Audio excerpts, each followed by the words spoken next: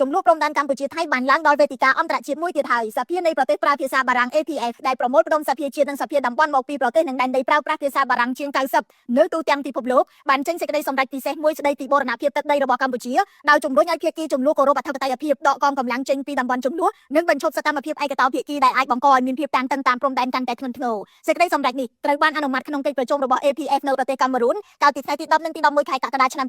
2026តាមសំណើរបស់គណៈកម្មាធិការនយោបាយរបស់ស្ថាប័ននេះក្នុងសេចក្តីសម្រេចនេះ APF បានបង្ហាញក្តីព្រួយបារម្ភយ៉ាងខ្លាំងចំពោះសកម្មភាពដែលត្រូវបានរាយការណ៍ថាកំពុងកើតឡើងនៅក្នុងតំបន់ដែលថៃកាន់កាប់ដោយរួមមានការសាងសង់ហេដ្ឋារចនាសម្ព័ន្ធស៊ីវិលនិងយោធាការរៀបចំពិធីសាសនានៅតាមទីតាំងវប្បធម៌និងសាសនាព្រមទាំងការបែងចែកដីធ្លីនៅក្នុងតំបន់ទាំងនោះ APF ក៏បានជំរុញដោះស្រាយវិវាទដោយសន្តិវិធីតាមរយៈយន្តការទ្វេភាគីនិងគោរពតាមច្បាប់អន្តរជាតិជុំវិញសេចក្តីសម្រេចនេះលោកប៉ែនប៊ុនណាអ្នកនាំពាក្យរដ្ឋាភិបាលនិយាយថាខ្លឹមសាររបស់ APF ស្របទាំងស្រុងទៅនឹងជំហររបស់កម្ពុជាដែលប្រកាន់យកការដោះស្រាយដោយសន្តិវិធីលោកចាត់ទុកការគ្រប់គ្រងរបស់សភាប្រើភាសាបារាំងថាជាការបញ្ជាក់ថាការទូតរបស់កម្ពុជាកំពុងដើរលើផ្លូវត្រឹមត្រូវទីចង្ងាយក្រោយសារប្រយុទ្ធនាទីជុំនៅក្នុងឆ្នាំ2025កងកម្លាំងថៃបន្តកាន់កាប់ទីតាំងជាច្រើនកន្លែងនៅក្នុងខេត្តព្រះវិហារឧត្តរមានជ័យបន្ទាយមានជ័យនិងពោធិ៍សាត់ដោយទីតាំងខ្លះបានចូលជ្រៅទៅក្នុងទឹកដីកម្ពុជារហូតដល់2គីឡូម៉ែត្រគិតត្រឹមថ្ងៃទី12ខែកក្កដាឆ្នាំ2026កម្ពុជាបានតវ៉ា45លើកទៅកាន់ភាគីថៃពាក់ព័ន្ធទៅនឹងសកម្មភាពឯកតោភាគីរំលោភអធិបតេយ្យភាពរបស់កម្ពុជាក្នុងសេចក្តីសម្រេចថ្មី APF បានសង្កត់ធ្ងន់ថាទំនាក់ទំនងកម្ពុជាថៃអាចវិលត្រឡប់ទៅរកភាពប្រក្រតីវិញលុះត្រាតែមានការគោរពពេញលេញចំពោះអធិបតេយ្យភាពបូរណភាពទឹកដី